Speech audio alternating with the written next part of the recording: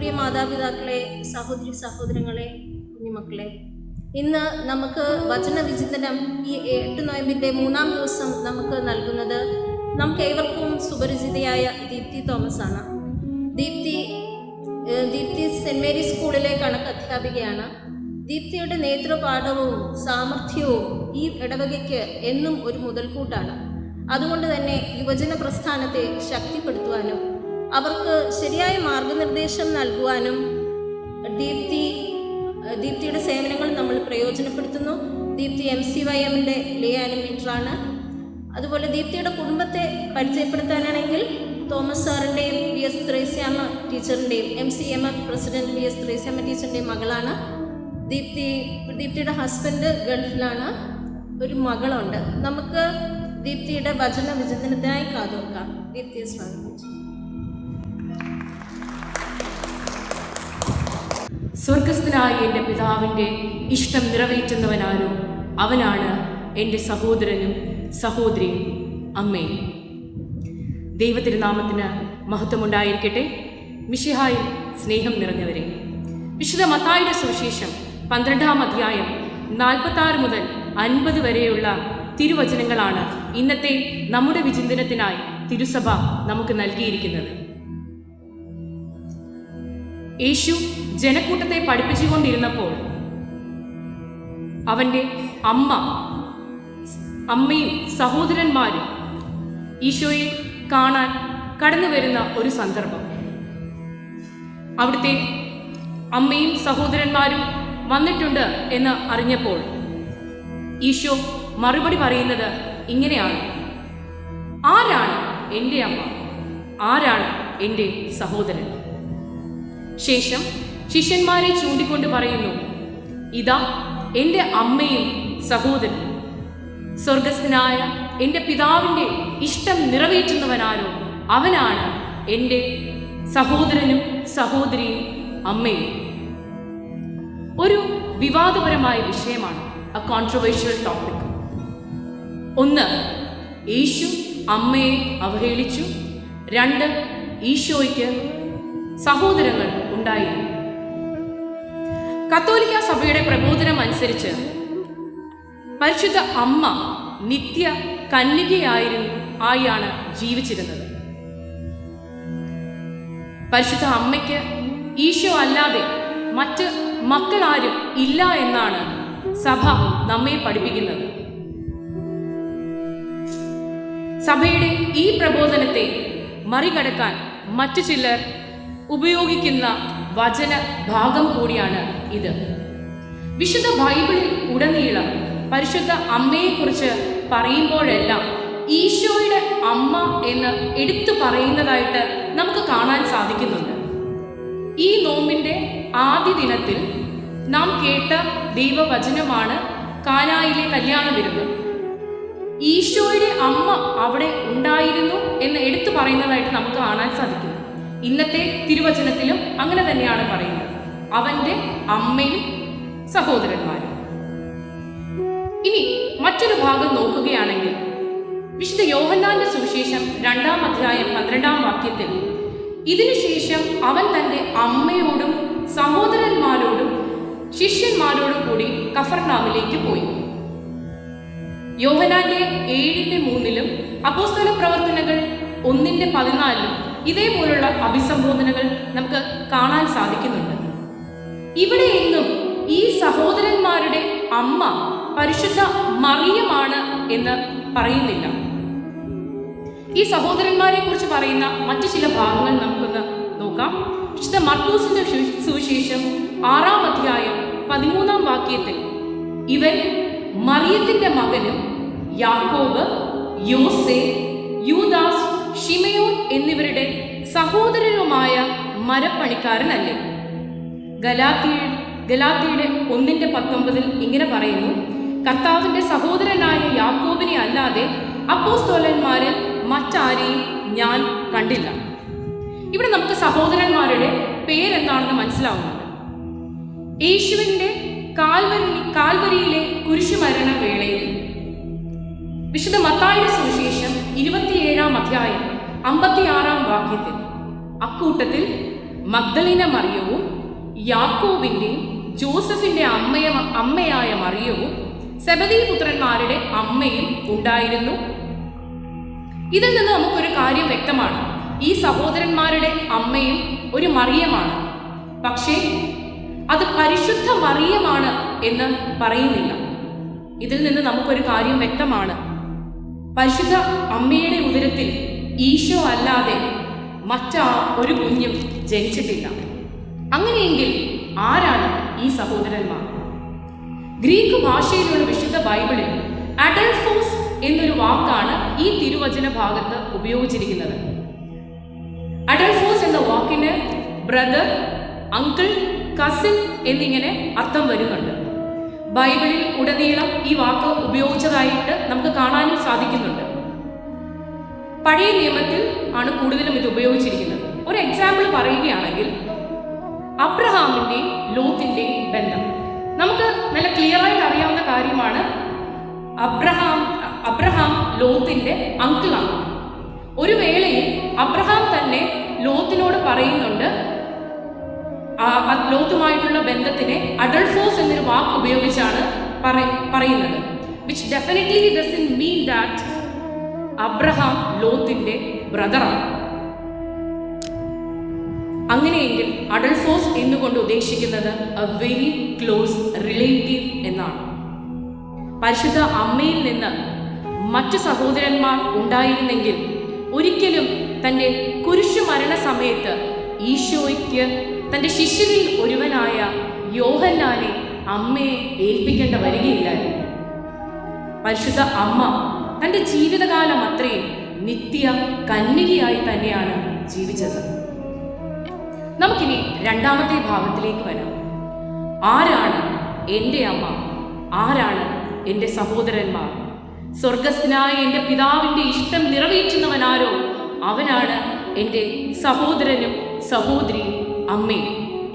ഇവിടെ ഈശോ അമ്മയെ അപമാനിക്കുകയാണോ ചെയ്തത്? ഈശോയെ തൻ്റെ ഫാമിലി കാണാൻ വന്നിട്ടുണ്ട് എന്നറിഞ്ഞിട്ട് പോലും തൻ്റെ കർമ്മത്തിൽ നിന്ന് പിന്തിരിയാതെ Isho was busy building his family of God, a spiritual family. ഈശോയുമായിട്ടുള്ള ബന്ധം is not just through flesh and blood, മറിച്ച് ദൈവഹിതം നിറവേറ്റി ജീവിക്കുന്ന എല്ലാവരും ഈശോയുമായിട്ട് ബന്ധപ്പെട്ടിരിക്കുന്നു. അങ്ങനെയെങ്കിൽ അമ്മയോളം ദൈവഹിതം നിറവേറ്റിയ മറ്റാരുണ്ട് ഈ ലോകത്ത്? ഈശോ അമ്മയെ ഇവിടെ അപമാനിക്കുകയല്ല ചെയ്യുന്നത്, മറിച്ച് മഹത്വീകരിക്കുകയാണ് ചെയ്യുന്നത്. ഈശോയ്ക്ക് ജന്മം കൊടുത്തതുകൊണ്ട് മാത്രമല്ല പരിശുദ്ധ അമ്മ മഹത്വീകരിക്കപ്പെട്ടത്. ഇതാ ഞാൻ കർത്താവിൻ്റെ ദാസി, നിന്റെ വചനം പോലെ എന്നിൽ നിറവേറട്ടെ എന്ന് ഉറച്ചു പറയുകയും അതനുസരിച്ച് ജീവിക്കുകയും ചെയ്ത വ്യക്തിത്വമാണ് പരിശുദ്ധ അമ്മ. പരിശുദ്ധ അമ്മയെ മുൻനിർത്തി കർത്താവ് പഠിപ്പിക്കുന്നത് രക്തബന്ധം കൊണ്ട് മാത്രമല്ല, മറിച്ച് വിശ്വാസത്താൽ ദൈവവചനം നിറവേറ്റിക്കൊണ്ട് ജീവിക്കുന്ന എല്ലാവരും എൻ്റെ കുടുംബമാണ്. തൻ്റെ അമ്മയാകാൻ ആഗ്രഹിക്കുന്ന ഓരോരുത്തരും എങ്ങനെ ആയിരിക്കണമെന്ന് പരിശുദ്ധ അമ്മയെ നോക്കി ഈശോ നമ്മെ പഠിപ്പിക്കുകയാണ് ഇവിടെ ചെയ്യുന്നത്. ഈ സുവിശേഷ ഭാഗം നമ്മുടെ ശ്രദ്ധയെ ഒരു യാഥാർത്ഥ്യത്തിലേക്ക് കേന്ദ്രീകരിക്കാൻ ആവശ്യപ്പെടുന്നുണ്ട്. പരിശുദ്ധമായ ദൈവജനം ആകാനുള്ള പ്രബോധനം. യേശു തൻ്റെ ശിഷ്യന്മാരെ ചൂണ്ടിയാണ് ഈ തിരുവചനം പറഞ്ഞത്. ആരാണ് ശിഷ്യന്മാർ? ഈശോയ്ക്ക് വേണ്ടിയിട്ട് ഈ ലോക സുഖങ്ങളെല്ലാം പരിത്യജിച്ച് ജീവിച്ച വ്യക്തിത്വങ്ങളാണ്. അങ്ങനെ ഒരു ത്യാഗം ചെയ്യാൻ നമുക്ക് സാധിക്കുന്നുണ്ടോ? വിശ്വാസത്തിൽ സഭയ്ക്ക് വേണ്ടി പൂർണ്ണമായി സമർപ്പിക്കാൻ നമുക്ക് സാധിക്കുന്നുണ്ടോ? അങ്ങനെ ചെയ്യണമെങ്കിൽ നമ്മൾ നമ്മുടെ കംഫർട്ട് സോണിൽ നിന്ന് പുറത്തു വരണം, പരിശുദ്ധ അമ്മയെ പോലെ. എങ്കിൽ മാത്രമേ ദൈവഹിതം നിറവേറ്റാൻ നമുക്ക് സാധിക്കുകയുള്ളൂ. നമ്മുടെ കുടുംബം മാത്രമാകരുത് നമ്മുടെ ലോകം. അതിന് പുറത്തോട്ട് വന്ന് ദൈവഹിതം നിറവേറ്റാൻ നമുക്ക് സാധിക്കണം. വീട്ടിൽ ക്രിസ്തുവിൻ്റെ രൂപം വെച്ചതുകൊണ്ടോ കുരിശ് വെച്ചതുകൊണ്ടോ അല്ലെങ്കിൽ ഒരു ക്രിസ്ത്യൻ നെയിം നമുക്കെല്ലാവർക്കും ഉണ്ടായതുകൊണ്ടോ നമ്മളാരും ക്രിസ്ത്യാനികൾ ആവുകയില്ല. ദൈവഹിതം നിറവേറ്റുന്നവനാരോ അവനാണ് യഥാർത്ഥ ക്രിസ്ത്യാനി. ദൈവത്തിൻ്റെ മുന്നിൽ the one who is just, good and right, അവനാണ് ദൈവഹിതം നിറവേറ്റുന്ന ക്രിസ്ത്യാനി. അവരെയാണ് ദൈവം തൻ്റെ സഹോദരരായി ചേർത്ത് നിർത്തുന്നത്. ദൈവത്തോട് ചേർന്നിരിക്കുന്നവരെ ദൈവം ഏത് പ്രതിസന്ധിയിലും നടുവിലും മുന്നോട്ട് നയിക്കും. എങ്ങനെ മുന്നോട്ട് പോകണമെന്നറിയാത്ത പല ഹെൽപ്ലെസ് സിറ്റുവേഷൻസും നമ്മുടെ ജീവിതത്തിൽ നമുക്കുണ്ടായേക്കാം. ദൈവത്തിൽ ആശ്രയിച്ച് ദൈവത്തോട് ചേർന്നിരിക്കാൻ നമുക്ക് സാധിക്കട്ടെ. ദൈവഹിതം നിറവേറ്റാൻ നമുക്ക് തടസ്സം നിൽക്കുന്നത് നമ്മുടെ രക്തബന്ധമാണെങ്കിൽ പോലും അതിൽ നിന്ന് മാറി നിൽക്കാൻ നമുക്കെല്ലാവർക്കും സാധിക്കട്ടെ. തൻ്റെ മുറികളിലായിരുന്ന് തൻ്റെ സ്വകാര്യതയിൽ, തൻ്റെ പുസ്തകങ്ങളിൽ, തൻ്റെ ഇഷ്ടങ്ങളിൽ, തൻ്റെ ജോലികളിലും മാത്രം കണ്ണു നട്ടിരിക്കുന്നവൻ ഒരിക്കലും ദൈവ ഇഷ്ടം നിറവേറ്റുകയില്ല. രണ്ട് തരത്തിൽ നമുക്ക് വളരാം. ഒന്ന് വ്യക്തിഗതമായും, രണ്ട് സാമൂഹിക പ്രസക്തമായും. കുറച്ച് റൂൾസ് എല്ലാം ഫോളോ ചെയ്ത് കൃത്യമായ ചട്ടക്കൂടിനകത്ത് സ്വന്തം കാര്യം നോക്കി സ്വന്തം കാര്യം നേടാൻ മാത്രമായി ജീവിക്കുന്നവരാണ് ഇതിൽ ആദ്യത്തെ കൂട്ടർ. വിജയികളുടെ പട്ടികയിൽ മുൻനിരയിൽ തന്നെ അവർ ഉണ്ടായിരിക്കും.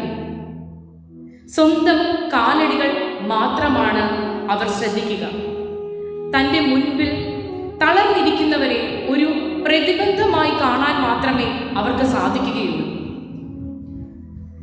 തങ്ങളെ വളർത്തിയവരെ, കൂടെ നടന്നവരെ അവർ തള്ളിപ്പറയുകയും ചെയ്യാൻ സാധ്യതയുണ്ട്. രണ്ടാമത്തെ വിഭാഗം എന്ന് പറയുന്നത് സമൂഹത്തിനൊപ്പം വളരുന്നവരാണ്. അവർ പലതിനോടും അനുരൂപപ്പെട്ടിരിക്കുന്നു. ആളുകളെയും വസ്തുക്കളെയും സംഭവങ്ങളെയും പരിഗണിച്ചാണ് അവർ ജീവിക്കുന്നത്. സഹാനുഭൂതിയും സഹജീവ സംരക്ഷണവും തങ്ങളുടെ ഉത്തരവാദിത്തമായി അവർ കാണുന്നു. ഈ തരത്തിൽ ദൈവഹിതം നിറവേറ്റി ജീവിക്കുന്ന ഒരു സമൂഹമാകാൻ ആണ് ഈ തിരുവചനം നമ്മോട് ആവശ്യപ്പെടുന്നത്. ഞാൻ കൺക്ലൂഡ് ചെയ്യുകയാണ്. നമുക്കൊന്ന് ചിന്തിക്കാം. ഒരാൾക്ക് പോലും ഇതുവരെ താങ്ങാകാൻ നമുക്ക് സാധിച്ചിട്ടില്ലെങ്കിൽ എത്ര ബഹുമതികൾ നേടിയാലും എന്ത് പ്രയോജനമാണത് ഉള്ളത്? Let us grow the seeds of empathy in us. പരിശുദ്ധ അമ്മയെ മാതൃകയാക്കി ദൈവഹിതം നിറവേറ്റുന്നവരായി ജീവിക്കാൻ നമുക്ക് ശ്രമിക്കാം. സ്വർഗം നമുക്ക് നൽകിയ ദാനമാണ് പരിശുദ്ധ അമ്മ. വചനമായ ഈശോയെ, വിശുദ്ധ കുർബാനയായ ഈശോയെ ഉദരത്തിൽ വഹിച്ചവളാണ് പരിശുദ്ധ അമ്മ. ഈ പരിശുദ്ധ അമ്മയുടെ മാധ്യസ്ഥം നമുക്ക് കോട്ടയായിരിക്കട്ടെ. യോഹന്നാന്റെ സുവിശേഷം 4:34 പറയുന്നത് പോലെ, എന്നെ അയച്ചവന്റെ ഇഷ്ടം പ്രവർത്തിക്കുകയും അവന്റെ ജോലി പൂർത്തിയാക്കുകയുമാണ് എൻ്റെ ഭക്ഷണം. അങ്ങനെ ആകാൻ നമുക്ക് സാധിക്കട്ടെ. അതായിരിക്കട്ടെ നമ്മുടെ ലക്ഷ്യവും. നമ്മളെ എല്ലാം ദൈവം അനുഗ്രഹിക്കട്ടെ. എനിക്ക് ഈ അവസരം നൽകിയ നമ്മുടെ വികാരി അച്ഛനും MCMFന്റെ മെമ്പേഴ്സിനും എന്നെ കേട്ടുകൊണ്ടിരുന്ന എല്ലാവർക്കും ഒറ്റവാക്കിൽ ഞാൻ നന്ദി പറയുകയാണ്. Thank you. God bless you all.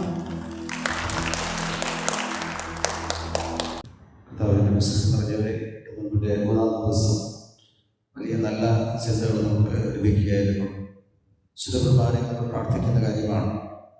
ഞങ്ങളെ ഏകജാതൻ്റെ സഹോദരങ്ങളും ശുദ്ധജലവുമാക്കി തീർത്ത പിതാവായ ദൈവമേ എന്ന് പറഞ്ഞ് പിതാവായ ദൈവത്തെ സഹോദരനെ പ്രാർത്ഥിക്കുന്നു. കൃത്യമായിട്ട് ടീച്ചർ എങ്ങനെ കർത്താവിന്റെ സഹോദരങ്ങൾ ദൈവത്തിൻ്റെ അമ്മയുമായി തീരാത്ത ഭാഗ്യത്തിലേക്ക് നമുക്കും എത്തിച്ചേരാനെന്ന് പഠിപ്പിക്കുകയായിരുന്നു. അതിൻ്റെ പ്രോസസ് ഗ്രീക്ക് വാക്ക് കൃത്യമായി വ്യാഖ്യാനം ചെയ്ത് കർത്താവ് എന്താണ് അത് ഉദ്ദേശിച്ചതെന്നും പരിശുദ്ധ അമ്മയെ താഴ്ത്തുന്നതിനോ അല്ലെങ്കിൽ തൻ്റെ കൂട്ടായ്മയിലുള്ളവരെ ഉയർത്തുന്നതിനോ അല്ല കർത്താവ് അവിടെ കൃത്യമായി തൻ്റെ സഹോദരങ്ങൾ വിശുദ്ധ അമ്മയുടെ സ്ഥാനത്തേക്ക് എത്തിച്ചേരാൻ നമുക്കും സാധിക്കുമെന്ന് പഠിപ്പിക്കുകയായിരുന്നു. ആ ഭാഗ്യം വ്യാഖ്യാനിച്ചത്. നല്ല ശൈലി ദീപ്തി ടീച്ചറിനുണ്ട്. അതുകൊണ്ട് തന്നെയാണല്ലോ നല്ല ഭംഗിയായി അത് പ്രസന്റ് ചെയ്യാൻ സാധിച്ചത്. എല്ലാ ഭാവങ്ങളും തുടർന്നും കൂടുതൽ വചന സന്ദേശം നൽകി അനേകരെ ദൈവത്തിൻ്റെ മാർഗത്തിൽ നയിക്കാൻ സാധിക്കട്ടെ എന്ന് ആശംസിക്കുന്നു, പ്രാർത്ഥിക്കുന്നു. സമാധാനാശീർവാദത്തോടെ നൽകും. പിതാവായ ദൈവത്തിന്റെ സ്നേഹവും ഏകജാതന്റെ കൃപയും പരിശുദ്ധാത്മാവിന്റെ സംസർഗവും ആവാസവും ഇവിടെ ആയിരിക്കുന്ന ഓരോരുത്തരുടെ മേലും ഓരോരുത്തരുടെ നിയോഗങ്ങളുടെ മേലും ഇപ്പോഴും എപ്പോഴും എന്നേക്കും ഉണ്ടായിരിക്കട്ടെ.